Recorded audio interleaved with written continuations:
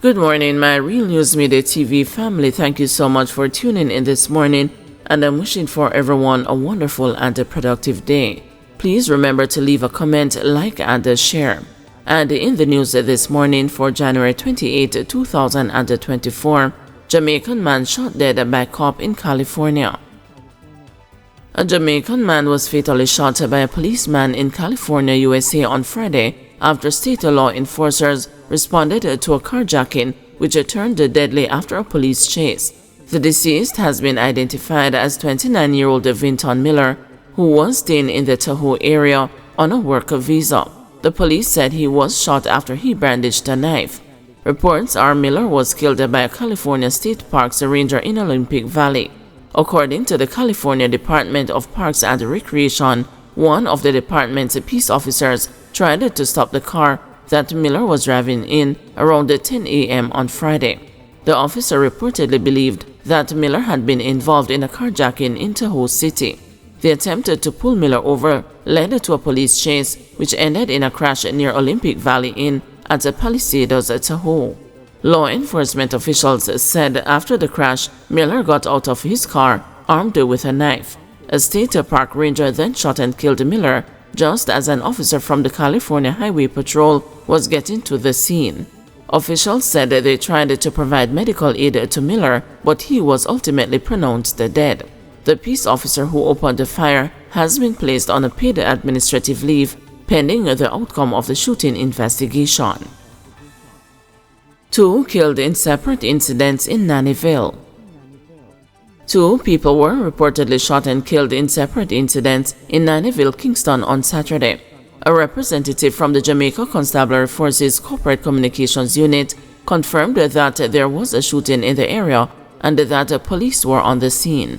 Preliminary reports are that one person was killed around 4 p.m.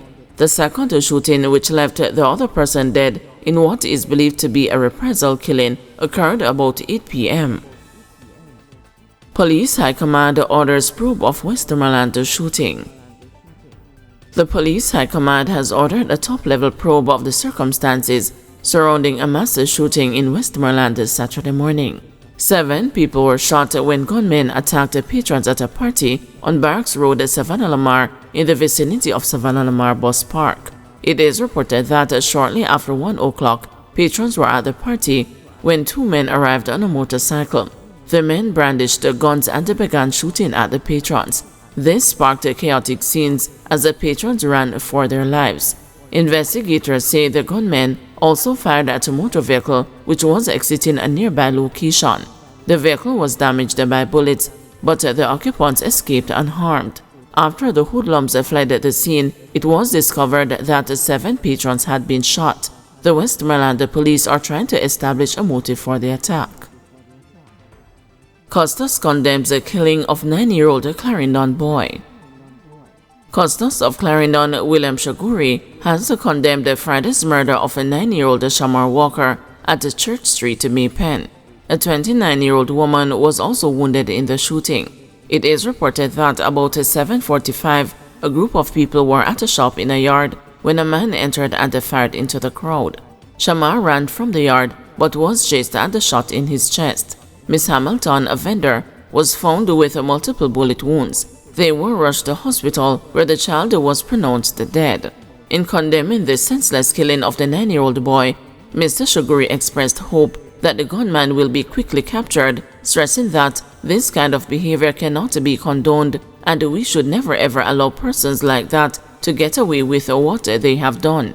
This is a very sad day in the parish, he said, while expressing condolences to the child's family. Fire got a section of Port Royal Basic School. Fire of unknown origin gutted a section of the Port Royal Basic School on Thursday. It is reported that about 9 p.m., fire was observed coming from a section of the board and concrete structure. A unit from the nearby Port Royal Fire Station responded and extinguished the blaze. It was later observed that 2 classrooms were gutted. Other sections, such as the offices, were affected by smoke. The building was not insured. Spanish Town resident fined $800,000 for lottery scamming. Spanish Town resident Courtney Lee was fined $800,000 or 5 months imprisonment for possession of identity information in the St. Catherine Circuit Court on Friday. Lee pleaded guilty last year to breaches of the Law Reform Fraudulent Transactions Special Provisions Act. In April 2023, police investigators conducted an operation in Spanish Town, St. Catherine, during which lead sheets bearing the identities of people overseas were discovered. Lee was arrested and subsequently charged. He was represented by attorney-at-law Alexander Shaw. No partisan distribution of fertilizer, says RADA. The Rural Agricultural Development Authority is denying claims of partisan distribution of fertilizer, saying suggestions that the commodity is being diverted for political reasons are entirely false and misleading.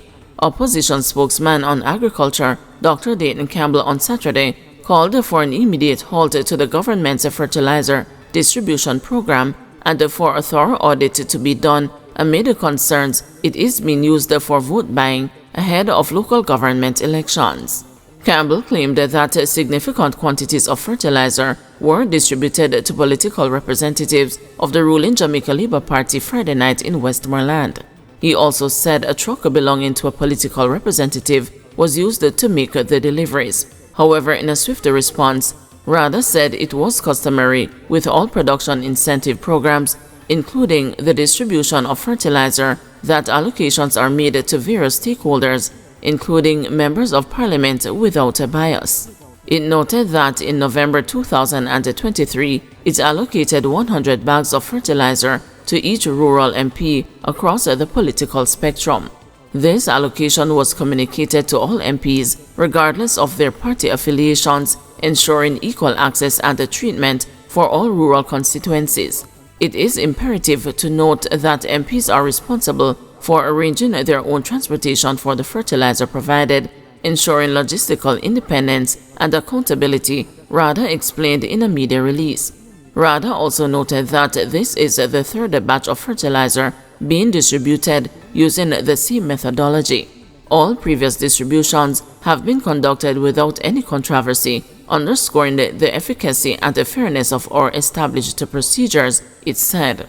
RADA said it opposes halting the program at this time as the commodities are essential, particularly given the decline in production and the recent heavy rains. Farmers are eagerly awaiting fertilizers, anticipating a boost in production, the agency stated. We urge all stakeholders and the public at large to disregard any mischief regarding the distribution of fertilizer and reaffirm our unwavering dedication to serving the agricultural interest of Jamaica with utmost professionalism and integrity, it continued. Former MP on murder charge heads back to court on February 8. The defense team for murder accused and the former St. Mary Western Member of Parliament, Julian Silvera, headed by King's Counsel Peter Champagny, says that they have work to do as per instructions as their client maintains his innocence.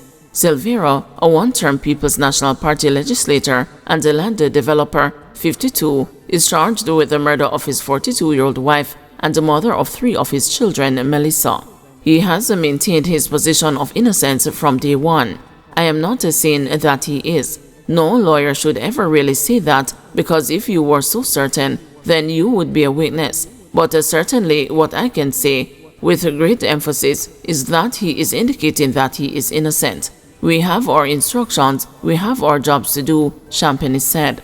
He was speaking with a journalist outside the Supreme Court and said ultimately it was for the court and the members of the jury to determine whether Silvera is innocent. That's my role. Our role is to provide a defense as per our instructions. Wherever our instructions lead us, that's where we go, within the confines, always acknowledging and consistent with the canons of the profession and the rules and ethics, he said. The matter is again set for February 8, and the Champagny said he was awaiting certain documents to be disclosed to the defense. The file is incomplete, and there is a particular document that we need to inspect to determine the way forward in the way of an application for bail for Mr. Silvera. Beyond that, myself and Ms. Patrice Riley, who represents Mr. Silvera, would not want to comment and to go into the details and the intricacy of this matter because that would be simply adding fuel to fire and to cause the public discourse to go on, Champagne told the media. He also pleaded with the public to exercise some level of restraint and said he felt it important that irrespective of the views of the accused, there are young children involved and that it was a very, very difficult time for them. He added that he believed it was unfortunate that there were many persons on social media who had already tried and convicted his client. The media and the Silvera's family were barred from the preliminary hearing on Thursday. The presiding judge, Justice Vinette Graham-Allen, from the bench, Chief Justice Brian Sykes in Courtroom 1 gathered reporters of the various media houses and told them that no permission would be granted to cover the high-profile matter at this time. Silvera's daughter and another woman were also privy to the discourse as they too were included. Graham-Allen said she understood that the media had a job to do, but one has to exercise one's discretion in each matter. She also said that maybe at some other time, family and the media would be allowed to watch the proceedings. Not at this stage, at some other stage, she said before asking the parties to leave. Silvera, wearing a light blue shirt and a dark blue dress pants with brown shoes, looked lighter, and at least one attorney said aloud that he appeared to be losing weight rapidly. He donned a half smile to his loved ones while coming up the stairs to the courtroom in handcuffs and surrounded by 4 police personnel. The courtroom was packed with prosecutors, lawyers, and other court staff, many of whom had other business and the cases elsewhere on the compound. Director of Public Prosecutions Paula Llewellyn was also on hand and expressed the shock that the media had been barred from the proceedings. Silvera's matter was fast-tracked to the Circuit Court on a voluntary bill of indictment after his arrest last Friday by investigators assigned to the Major Investigation Division. On November 10, it was widely publicized that Melissa Silvera, a University of Virginia graduate, passed away peacefully in her sleep at the Silvera's Diamond Court apartment. During an autopsy conducted 3 weeks later at a funeral home in Kingston, 3 bullet fragments were found in her body, prompting investigators to mount a murder probe. The matter was subsequently removed from the jurisdiction of the local police and handed to the MID. After Julian Silvera's arrest, Deputy Commissioner of Police Fitz Bailey, head of the Crime and the Security Portfolio, disclosed that more charges are pending.